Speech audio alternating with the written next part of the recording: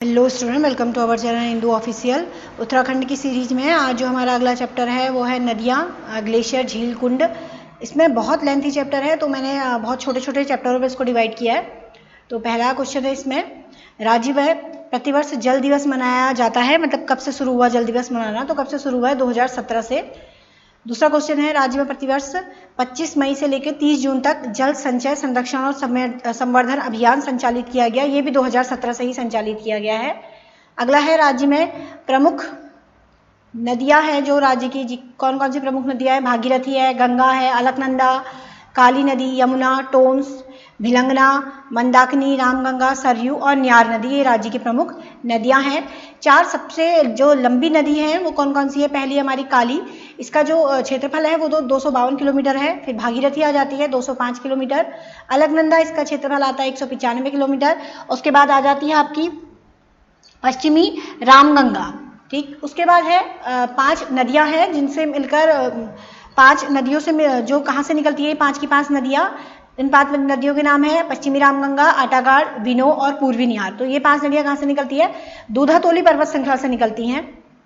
उसके बाद है टनकपुर के बाद काली नदी को जाना जाता है किस नाम से? शारदा के नाम से जाना जाता है। राज्य में सर्वाधिक जल प्रवाह वाली नदी है अलकनंदा। सर्वाधिक प्रवाह पथ जो बार बार रास्ता बदलती है वो नदी है काली नदी। ये कंफ्यूज मत होना इन तीनों क्वेश्चनों में, ध्यान से देखिएगा। गंगोत्री से लेकर देवप्रयाग तक गंगा को भागीरथी के नाम से जाना जाता है और जो इसकी लंबाई है 205 किलोमीटर है। कहाँ तक? गंगोत्री से देवप्रयाग तक। फिर देवप्रयाग के आगे इसका नाम पड़ जाता है क्या? गंगा नाम पड़ जाता है और इसकी जो लंबाई हो जाती है वो हो जाती है आपकी 96 किलोमीटर। कहीं कहीं पे 95 भी है और ऑप्शन के अकॉर्डिंग आप चलिएगा, और कहीं पे 96 है इसका। गंगा को राष्ट्रीय नदी घोषित किया गया 4 नवंबर 2008 को। अल्मोड़ा नैनीताल जिले में जो बहने वाली नदी है कोसी नदी, इसका पुनर्जनन जो अभियान शुरू हुआ था वो 2018-19 से शुरू हुआ है।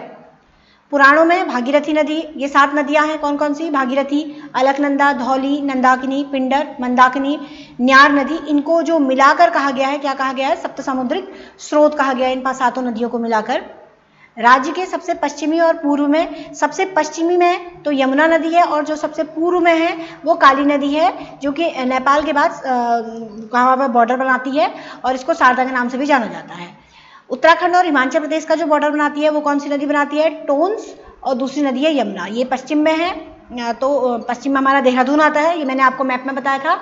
देहरादून में कौन सी नदी बहती है? आपकी यमुना। और टोंस नदी ये हिमाचल प्रदेश और उत्तराखंड का बॉर्डर भी बनाती है। टोंस की जो सुपिन शाखा है वो कहाँ से निकलती है? बंदरपूछ के स्वर्गारोहिणी हिमनद से निकलती है। राज्य में किस नदी घाटी का क्षेत्रफल सर्वाधिक है? तो किस नदी घाटी का है? काली या फिर शारदा भी कह सकते हैं इसको। यमुना नदी में टोंस नदी देहरादून के विकास नगर ब्लॉक में मिलती है। कहाँ पे मिलती है टोंस नदी यमुना नदी में? ये डाक पत्थर के पास कालसी नामक स्थान पर मिलती है। गंगोत्री से देवप्रयाग तक गंगा को भागीरथी के नाम से जाना जाता है और देवप्रयाग के बाद इसको किस नाम से जाना जाता है? गंगा के नाम से जाना जाता है। भागीरथी गंगोत्री कस्बे से 10 किलोमीटर दूर गंगोत्री हिमनद के गौमुख नामक स्थान से निकलती है। जो गौमुख कहाँ है? शिवलिंग शिखर के पास है गौमुख। गौमुख के पास शिवलिंग चोटी से निकलकर भागीरथी में कौन सी नदी मिलती है? आकाश गंगा मिल जाती है। गंगोत्री के समीप भागीरथी में जो नदियां मिलती है वो कौन कौन सी है? एक है रुद्र गंगा, केदार गंगा, जाह्नवी और जाड़ गंगा। ये कहाँ पे मिलती है? गंगोत्री के पास भागीरथी में मिल जाती है। भिलंगना नदी कहाँ से निकलती है? ये खटलिंग ग्लेशियर टिहरी से निकलती है। भिलंगना की सहायक नदी कौन कौन सी है? मेदे गंगा या फिर मेद गंगा, दूध गंगा, धर्म गंगा और बाल गंगा। बाल गंगा का दूसरा नाम बाल किला है। ये सारी की सारी किसकी सहायक है? भिलंगना की सहायक है। फिर चमोली में अलकनंदा किस स्थान से निकलती है? अलकनंदा निकलती है संतोपत शिखर से, यहाँ से निकलती है। अलकापुरी बांक, हिमनद व संतोपंथ ताल से निकलती है। कहाँ पे? चमोली में निकलती है अलकनंदा।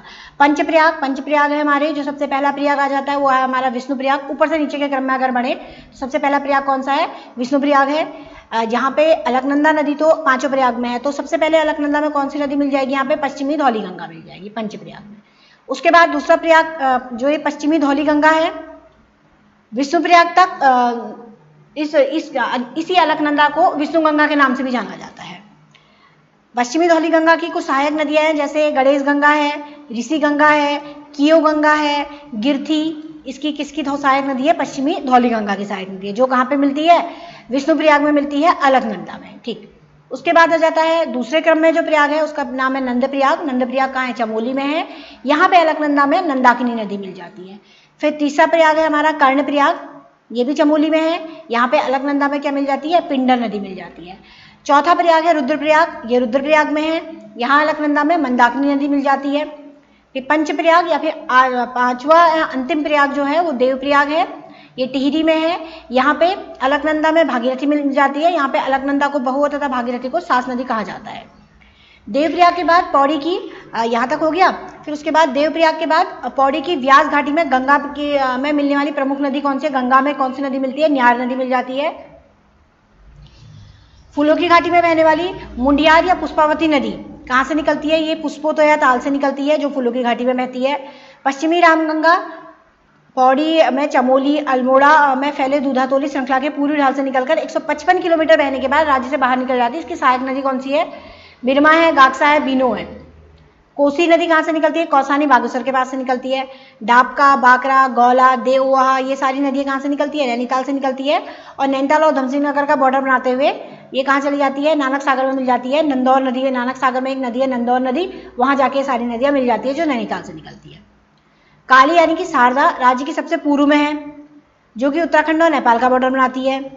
ये जो निकलती कहाँ से है, ये पिथौरागढ़ के उत्तर में लिपुलेख के पास स्थित जैक्सन श्रेणी के पूर्वी ढाल के काला पानी नामक स्थान से निकलती है काली या फिर शारदा नदी। फिर आती है कुठियांगटी, पूर्वी धौली गंगा, गोरी गंगा, सरयू, लोहावती, लदिया, ये सारी की सारी काली नदी की सहायक नदियां हैं। संगचुगना, निरकुट, थुमका, ये सारी नदी कहाँ किसकी सहायक है, कुठियांगटी की सहायक है।